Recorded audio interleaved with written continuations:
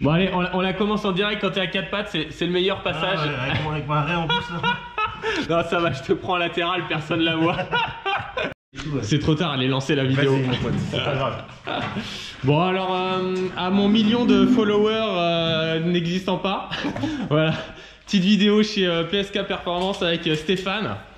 Salut. Aujourd'hui, on va passer la Léon en stage 2, elle était en stage 1 éthanol. On avait sorti dessus en full E85, 390 chevaux et 535 Nm.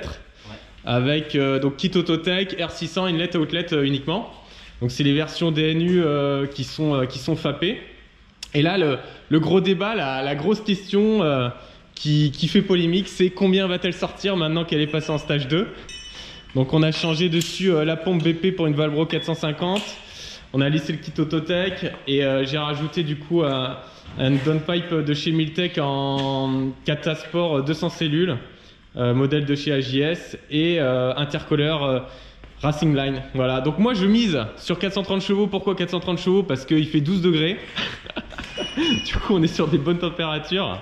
Et mon ami Stéphane lui me dit mais t'es un malade, il y croit pas une seconde. Surtout sur ce bord.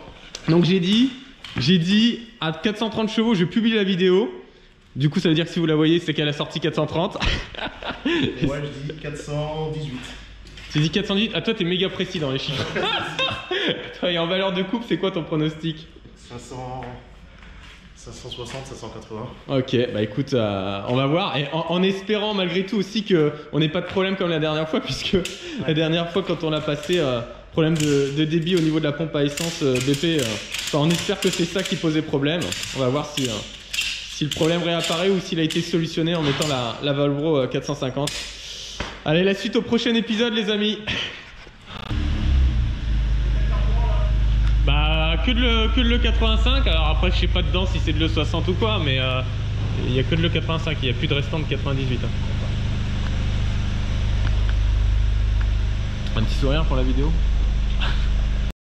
Écoutez-moi le discours de cette mauvaise langue là. Parce que j'ai déjà vu 415 sur ce banc. Ouais. C'est déjà beaucoup. Ouais. Maintenant 430 là, ça a l'air en bonne voie mais j'y crois pas trop, on verra. Bah écoute, on va croiser les doigts, mais si là déjà map 2, enfin map 3 elle sort 400, j'espère quand même qu'en flex du coup map 4 elle va sortir 420 et puis full éthanol, je te dis, moi je vise les 430, ça me paraît très cohérent en fait. On va voir. Ouais, on va voir, on n'est pas à l'abri d'une bonne surprise. Allez, dans quelques secondes. Ouais, c'est parti.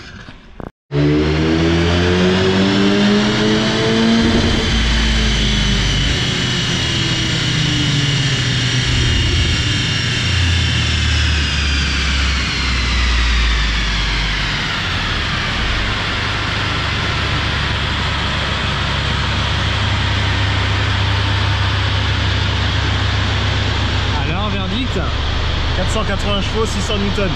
Mais là-bas. Donc là on fait la conclusion.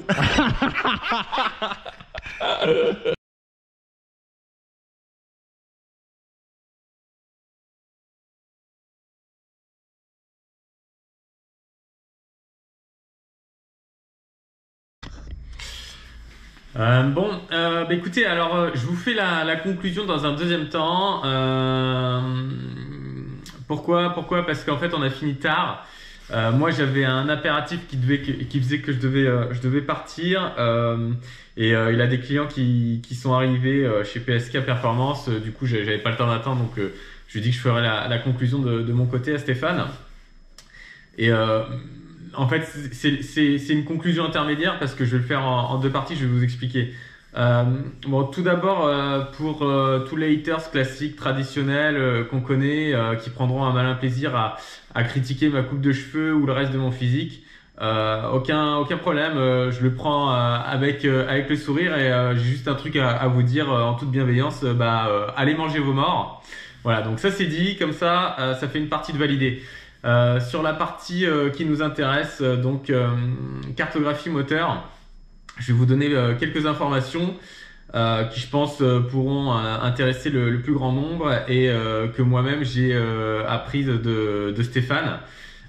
Bon, au final, elle n'a pas sorti 430 chevaux la voiture, elle a sorti 424 chevaux et 603 Nm si je dis pas de bêtises sur la plus grosse map full 85. Maintenant, ce qu'il faut voir, bon, c'est pas forcément super important. Ce qu'il faut voir en fait, c'est que il y a tellement de paramètres qui rentrent en ligne de compte dans les chiffres qui ressortent sur un banc que ça a pas. Le juge de paix, le vrai juge de paix, c'est quand vous mettez deux voitures identiques et que vous faites un départ lancé, que les deux voitures partent en même temps. C'est vraiment ça le juge de paix, parce qu'après sinon bon, on pourrait dire il y a le 100-200, mais sur des tractions c'est quand même beaucoup moins vrai, parce que vous avez des facteurs comme la motricité quand même qui sont décisifs en fonction de la qualité des pneus que vous allez avoir, celle du bitume sur lequel vous allez faire votre tir, le vent, est-ce qu'il est bien orienté, mal orienté, est-ce qu'il y en a beaucoup, pas beaucoup, la température extérieure, bref, il y a énormément de facteurs, je vous apprends pas grand chose, mais il y a énormément de facteurs qui influent sur au final les chronos qu'on va quand même réaliser sur un 100-200, donc c'est pareil, c'est à prendre avec des pincettes, surtout quand vous avez des grosses puissances comme ça sur des tractions où ce qui est déterminant en réalité c'est la motricité sur troisième et quatrième rapport qui sont compliqués à aller chercher. Mais là je vais aller rouler au Mans et normalement il pleut pas. Donc je ferai le test du coup dans la ligne droite de faire un 100-200. Le truc c'est que donc je roulerai avec des pneus semi-slick qui sont vraiment lourds. Pour le coup il y a un vrai écart avec les pneus routiers traditionnels classiques, soit les PS4S ou les Conti Sport 6 que j'ai à l'avant. Et du coup je pense que ça peut altérer les performances à la performance box. Maintenant ce sera quand même intéressant de le faire. Bon, et puisque on peut aussi se dire que potentiellement ce que je perdrai à l'accélération compte tenu du fait que les masses dynamiques elles seront plus importante à emmener, peut-être que je le gagnerai compte tenu du fait que j'aurai plus de grip avec mes pneus semi-slick de fait, et puis sur le bitume d'un circuit que sur une route. Donc on verra. Moi j'aimerais bien, j'espère, je comprendrai pas si je passe pas sous les 8 secondes au 100-200. On verra ce qu'il en est, sachant que j'avais fait mon meilleur chrono, c'était 8 secondes 3 avec la précédente Carto qui faisait 391 chevaux et 535 Nm. Alors ce que je tenais à vous dire, et c'est suite aux échanges que j'ai pu avoir avec Stéphane, en réalité de toute façon ma voiture demain je l'emmène chez un autre banc, les probabilités pour qu'elle sorte les mêmes valeurs sont infimes.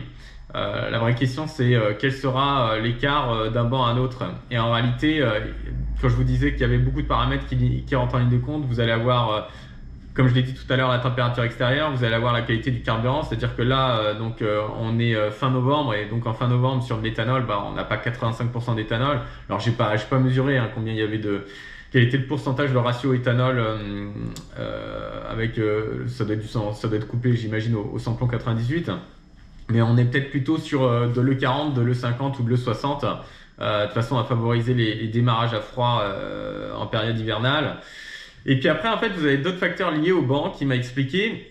Sur le banc, vous avez, au niveau des réglages, vous avez la perte qui va être calculée entre la puissance qui va être mesurée à la roue et ensuite la conversion qui sera faite pour déterminer la puissance au vilebrequin. Donc ça, c'est lié au frein que vous allez mettre à la décélération. Et après, vous allez avoir aussi un frein que vous allez mettre, mais cette fois-ci à l'accélération.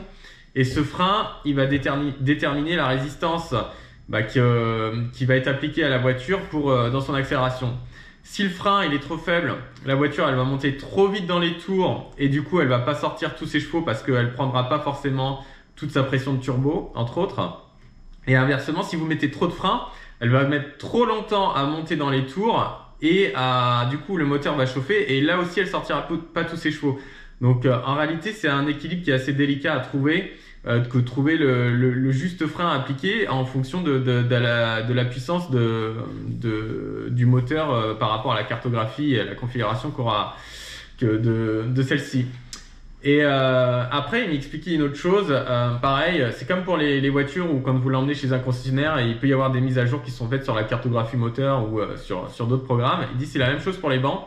Et donc deux personnes qui auraient strictement le même banc n'auront pas forcément les mêmes résultats parce qu'elles n'auront pas forcément la même mise à jour du banc, ce qui peut expliquer que deux bancs identiques à réglage comparable et dans les mêmes conditions ne sortiront pas les mêmes valeurs. Donc vous voyez que ça commence à faire beaucoup d'éléments. On récapitule: température extérieure, qualité du carburant, réglage du frein à la décélération pour calculer les pertes, réglage du frein à l'accélération pour mettre la voiture en contrainte et qu'elle sorte bien le nombre de chevaux.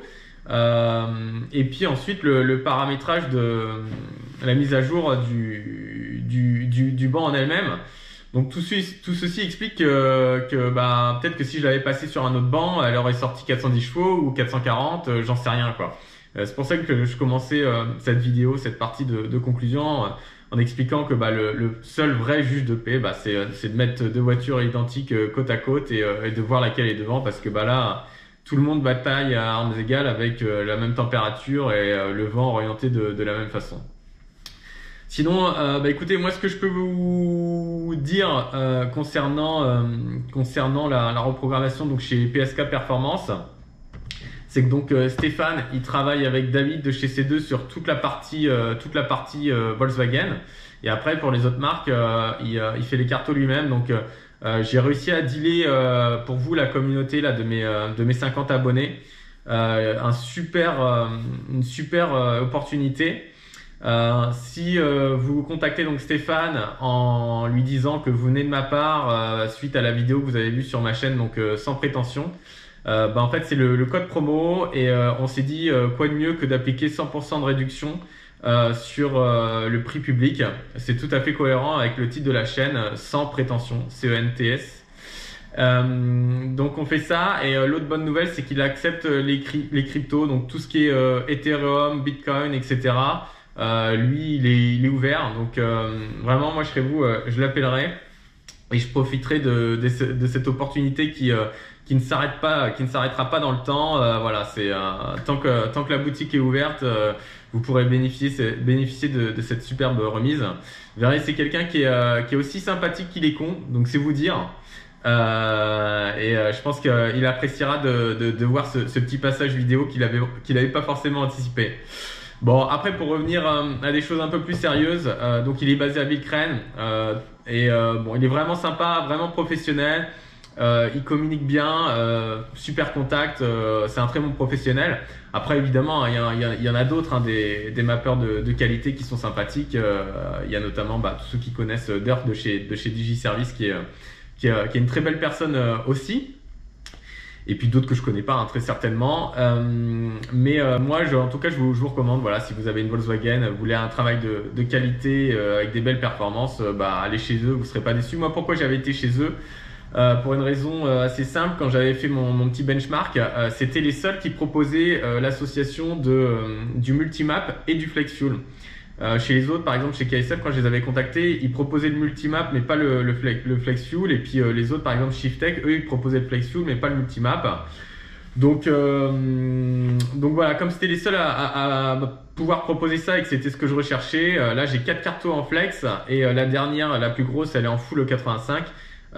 C'est pour ça que je suis allé chez eux. Et puis au-delà de ça, ils avaient de très bons avis, de très bons commentaires, donc j'y suis allé en toute confiance, et j'ai pas été déçu par la qualité de la prestation. Ils prennent vraiment le temps de faire les choses bien. Ils loguent la voiture avant, après, pour s'assurer qu'il y a pas de problème, que la prépa elle sera fiable, et donc c'est des vrais pros qui sont vraiment sérieux. En termes de performance, Stéphane il me disait que son banc il est réputé pour être sévère. Je veux bien croire. Après, il faut être honnête, tout le monde prétend avoir un banc sévère. Hein. Prétendre le contraire, ce serait un peu contre-productif. Au niveau du ventilo, je sais pas si ça en intéresse certains, mais j'ai eu la donnée. Donc son ventilo en façade, il souffle à 190 km/h, et ça refroidit bien la voiture. Et c'est ça aussi que je voulais vous dire et que j'allais oublier, pour vous donner une idée de l'importance et de l'impact du frein moteur, enfin du frein appliqué sur le banc, et de l'impact de la température du moteur. La voiture, on l'a passée avec un frein, donc toujours avec la même carto, avec un frein plus faible, et elle sortait moins de chevaux parce qu'elle montait trop vite dans les tours, et du coup elle pouvait pas prendre toute sa puissance. Donc elle sortait 412 chevaux et je crois 585 Nm, et par contre quand on a appliqué plus de frein, là, elle a sorti plus de chevaux, elle a sorti les 424 chevaux et 603 Nm. Et après dans un deuxième shoot qu'il a enchaîné, donc là la moteur était déjà chaud, on perdait 5 chevaux, donc ça vous donne un peu un ordre d'idée. Elle a fini à 419 chevaux, le couple je sais plus, mais bon, à peu de choses près on était toujours dans les 600 Nm. Donc ça vous donne quand même un peu un ordre d'idée, sachant que la config du véhicule, vous l'aurez dans la description de la vidéo, hein, ça sert à rien que je leur dise à l'oral, mais en gros c'est un stage 2, donc il y a toutes les pièces qui ont été modifiées, hormis le turbo. C'est la différence entre un stage 2 stage 3. Stage 3 vous changez le turbo, stage 2 vous gardez le turbo d'origine. Et voilà, donc je vais faire un 100-200 avec la Performance Box. Ce qui est bien, c'est qu'elle permet de corriger en fonction de l'inclinaison de la pente, corriger le temps de façon à vous donner une simulation de 100-200 sur une surface parfaitement plane. Et je le posterai donc à la suite de cette vidéo. Et donc peut-être que du coup je referai une deuxième conclusion à suivre, on verra. Mais du coup là je vois que je suis déjà en 11 minutes 54. La vidéo elle risque d'être particulièrement longue. J'espère que si vous êtes toujours là, c'est que je vous ai pas trop saoulé. Si vous êtes plus là, vous n'êtes pas là pour l'entendre. Et du coup je vous le dis aussi, allez manger vos morts. Non, plus sérieusement, voilà, j'espère que ça aura servi à intéresser du monde cette vidéo. Et puis je vous souhaite plein de bonnes choses pour cette fin d'année et la suite, même si on se connaît pas. Bon allez, à plus et puis certainement à bientôt pour une deuxième conclusion. Ciao ciao. Bon, je suis de retour. Au final, du coup, il y aura 3 conclusions. J'avais oublié de vous dire quelque chose qui était qui était important. Donc on parle souvent des pics de puissance. On parle de la valeur maxi. Et, là, je disais j'ai 425 chevaux, 424 chevaux. Mais ce qui compte en réalité, c'est la forme de la courbe de la puissance, parce que vous pouvez avoir un moteur qui sort 410 chevaux. Mais qui va maintenir les 410 chevaux jusqu'au rupteur et qui du coup sera plus efficace qu'un moteur qui aura un pic à 424 chevaux et qui a sa puissance qui s'effondre derrière et qui termine à 380 chevaux comme c'est le cas de la mienne. Bon, après c'est pas le cas que de la mienne, hein, c'est le cas sur la plupart des 2 litres TSI. Ce moteur là avec le turbo IS38, quand il est en stage 2, très, très souvent, vous avez un pic de puissance aux alentours des 5500 tours minute et puis derrière cette crête, ça a tendance à chuter parce qu'il n'arrive plus à suivre. Bon, moi, ma courbe, elle n'est pas forcément fantastique sur la fin, mais il m'a dit que c'était compliqué de la retoucher parce que pour réussir à la planir, il aurait fallu qu'il rajoute un peu plus de pression de turbo et il souhaitait pas le faire pour des raisons de fiabilité, ce que je comprends tout à fait. Mais ce qui est important de savoir, c'est en tout cas sur la DSG, et je pense que c'est pareil sur la boîte mécanique, les rapports à partir du 3e rapport, dès que vous les passez, en gros, donc si vous arrivez en fond de 3 à 6800 tours minute, hein, d'origine le réducteur il est à 6800 tours minute, pardon. Il va retomber quand vous allez passer la 4, elle va réembrayer, vous allez être à peu près à 5200 tours minute. Donc en réalité, ce qui compte, c'est la puissance cumulée sur la plage d'origine de 5200 tours minute jusqu'à 6008. Et pour cette raison, et j'en avais parlé avec Fred de chez DigiService qui avait fait cette observation-là, quand on décale le rupteur à 7000, au final, on perd tellement de puissance sur les 200 derniers tours minute que ça fait qu'on rembraye non pas à 5002 quand la voiture elle passe le rapport, mais à 5004. Et du coup, les chronos, ils sont contre-performants, ils sont moins bons qu'en maintenant le rupteur à 6000 tours minute, 6800 tours minute. Même peut-être qu'éventuellement ça pourrait valoir le coup de faire le test, de passer les rapports à 6500 tours minute pour voir si les chronos sont améliorés ou pas. Parce que vous le verrez, alors la courbe elle est là, mais je sais pas si ça ressortira bien à la caméra, mais on voit bien que sur la fin ça chute, et en fait la zone des 5500 tours minute, elle correspond à cette colonne là. Donc voilà, moi j'ai le pic de puissance qui est ici, et en fait on voit que derrière ça fait que chuter. Donc le sens de mon interrogation est le suivant: est-ce que si je passe le rapport ici à 6005, du coup je vais retomber plutôt ici, et j'aurai peut-être du coup une plage plus pleine en termes de puissance et du coup des meilleurs chronos? Il faudra que je teste, ça. Parce que bon, après c'est pas forcément une évidence pour plusieurs raisons. Déjà, quand vous passez un rapport, la démultiplication est pas la même, et donc même si vous avez plus de chevaux, la voiture aura plus de mal à prendre de la vitesse.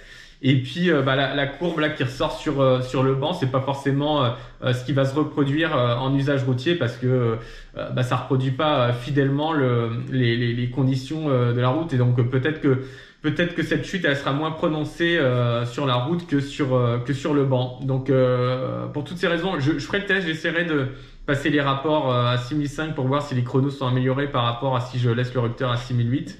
Et je vous ferai le débrief, mais c'est le genre de données qu'il faut prendre en compte L'AP Max, c'est une valeur intéressante, mais au final, c'est pas ça qui fait que votre voiture elle va être la plus rapide. Ce qui compte, c'est vraiment la puissance cumulée sur la plage de régime sur laquelle vous allez évoluer. Voilà. Allez, là, c'est vraiment l'avant-dernière conclusion et je vous laisse tranquille.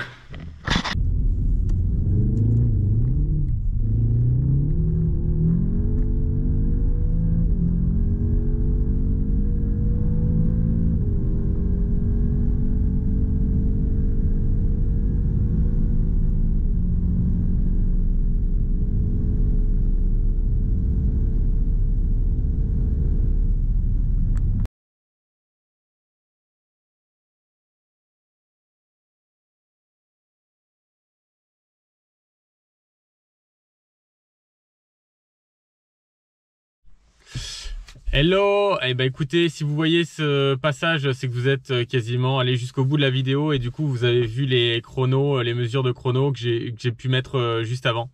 Donc sur le 100, 250, 150, 250, 200, 250. Voilà. Et donc l'idée, c'est de les mettre en perspective, les comparer avec ceux que je pouvais avoir fait auparavant. Avec l'ancienne Carto, donc je rappelle stage 1 full éthanol qui faisait 391 chevaux et 535 Nm.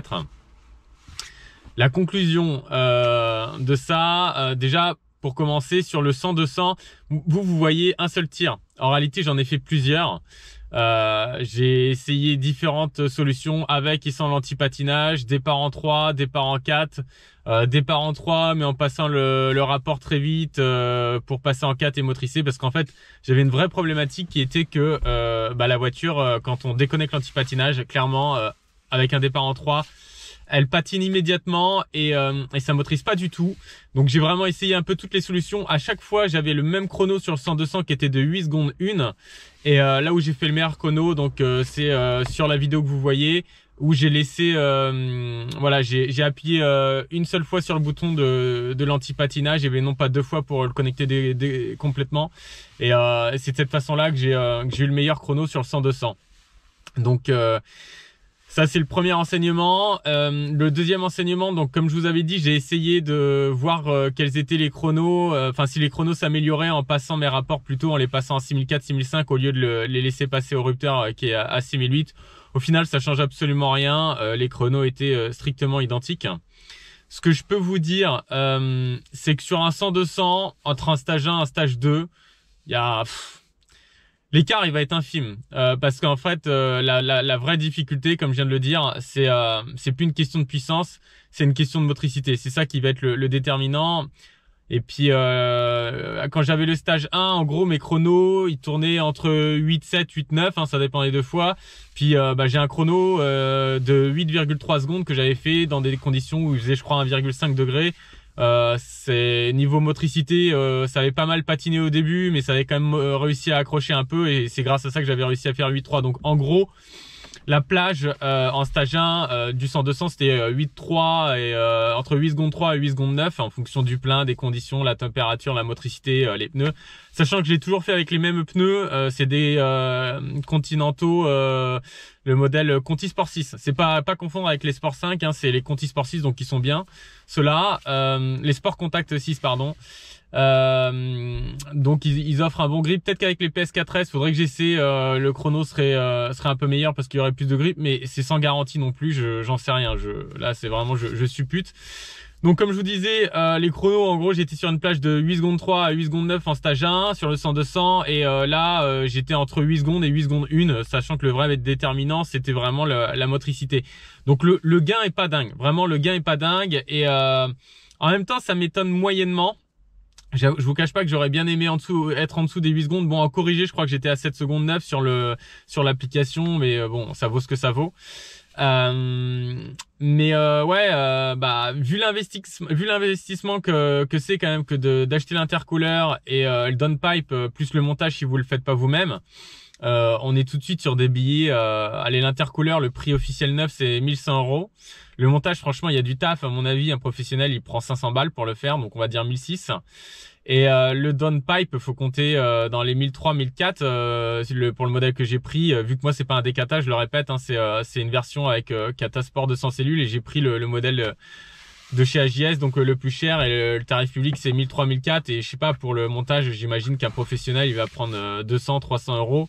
Donc on va arrondir à 1700 plus 1600, donc ça fait 3300 €. C'est une estimation, hein. Bon, 3300 € pour même pas gagner une seconde sur le 100-200, ça n'a pas trop de sens. Bon, et je parle même pas du 0 à 100 où là il y a vraiment zéro gain, j'ai même pas testé, hein. De toute façon, à part cirer le bitume, il se passera rien. Par contre, si vous avez l'habitude de faire des runs et que c'est ce que vous recherchez, passer 200, là, il y a un gain. J'ai retrouvé des chronos que j'avais fait donc en stage 1 où j'étais monté à 250 quand j'étais en Allemagne. Et là, je le suis toujours et je fais cette petite vidéo avant de partir et retourner chez moi. Il y a une Nissan GT-R qui passe violette, un peu tuning, mais en tout cas, on l'entend chanter. Donc ouais, je vous disais, sur le 200 à 250, là il commence à y avoir un bénéfice. En gros, j'estime le gain entre 3 et 4 secondes. Sachant qu'en fait, le gain, vous allez le percevoir plus dans les hautes vitesses, plus proche des 250 que des 200. En fait, plus il y a de résistance au vent, plus le bénéfice d'avoir plus de couple et de chevaux va se faire ressentir. Tout simplement. Donc c'est ça la conclusion de mes tests. Après, c'est pas... Encore une fois, hein, comme je vous dis, tout dépend des températures, tout dépend, là on est en hiver et l'éthanol on le paye quasiment 1 €, donc je pense que ça doit être lié au fait que la proportion de sans-plomb à l'intérieur, elle doit être assez importante, vu que les taxes elles ont pas évolué significativement. Moi j'avais emmené des jerrycans pour pouvoir faire les tests en Allemagne. Et du coup peut-être que ça joue, peut-être que si je le refaisais en été avec un taux d'éthanol qui était plus important, les chronos seraient meilleurs. Je sais pas, de toute façon je referai le test à l'occasion pour savoir. Mais là vraiment pour avoir un premier compte rendu, c'est celui-ci. Donc de 200 à 250, on peut estimer le gain aux alentours des 3 maxi 4 secondes, et de 150 à 250 de 4 à 5 secondes maxi. Ce qui peut paraître faible, mais franchement, en vrai, on sent la différence, elle se sent énormément. Quand on est à partir de 220 où la voiture, elle commence à avoir plus de mal, d'être sur cette grosse carto, sur la carto stage 2, on sent qu'elle a moins de mal, qu'elle tracte plus fort en termes de sensation. Là vous avez pas de doute, et puis en fait quand même malgré tout 3-4 secondes c'est pas rien, parce qu'on est quand même sur des chronos qui sont assez courts. C'est pas comme si on était sur des chronos, des accélérations qui duraient 30 secondes. On est sur des accélérations qui durent de l'ordre de la dizaine de secondes. Donc gagner 3-4 secondes sur une base d'une dizaine de secondes, c'est colossal. Enfin, je dis une dizaine de secondes, je devrais plutôt dire, j'ai plus les chronos exactement. Ouais, mais si, ça va être ça. Donc, de toute façon, vous l'avez dans la vidéo avec ce que j'ai publié avant. Donc voilà, vous avez toutes les infos. J'espère que cette petite expérience et ces petits tests vous auront apporté quelque chose et intéressé, et vous auront permis de vous positionner pour savoir si oui ou non ça vaut le coup de passer en stage 2. Bon, l'intérêt que ça peut présenter au-delà des performances, si jamais vous n'êtes pas convaincu, moi le premier, franchement, maintenant que je l'ai fait, si c'était à refaire, je sais pas si je le referais. Mais bon, quand on l'a pas, on le veut forcément, hein.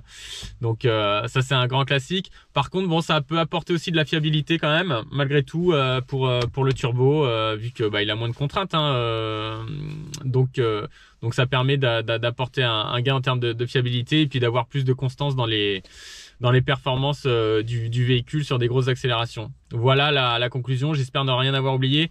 S'il y avait une dernière chose à ajouter, je vous dirais que au niveau du véhicule, donc moi j'avais une version qui était FAPée, et elle est beaucoup décriée, on lit beaucoup de choses à son sujet. La DHG7 elle est moins bien que la DHG6, et le moteur il a plus la bi-injection, du coup c'est de la merde, sans parler du FAP. Bon, pour commencer sur la DHG7, ce qu'il faut savoir, c'est que la DQ381, c'est une DHG6 avec un rapport de plus en réalité, hein. L'étagement des rapports est le même.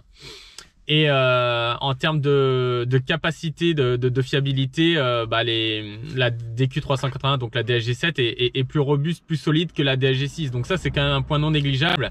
Et l'autre point qui est non négligeable, c'est qu'avec le 7e rapport, si c'est votre véhicule du quotidien ou que vous l'utilisez quand même régulièrement, ou ne serait-ce que pour partir en vacances, le fait d'avoir un 7e rapport qui vous ramène en dessous des 3000 tours minute quand vous êtes sur l'autoroute, c'est super appréciable parce que vous subissez pas la résonance de l'échappement quand vous avez un échappement libéré, ça bourdonne pas.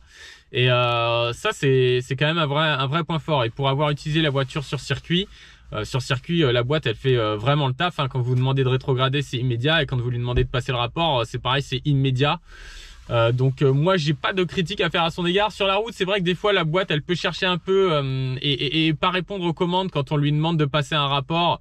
Mais parce que bon, elle l'a pas forcément bien anticipé, mais franchement là ça relève du domaine du détail et vraiment si on a envie de chipoter, mais parce que la boîte est super bien, elle est rapide, réactive, fiable.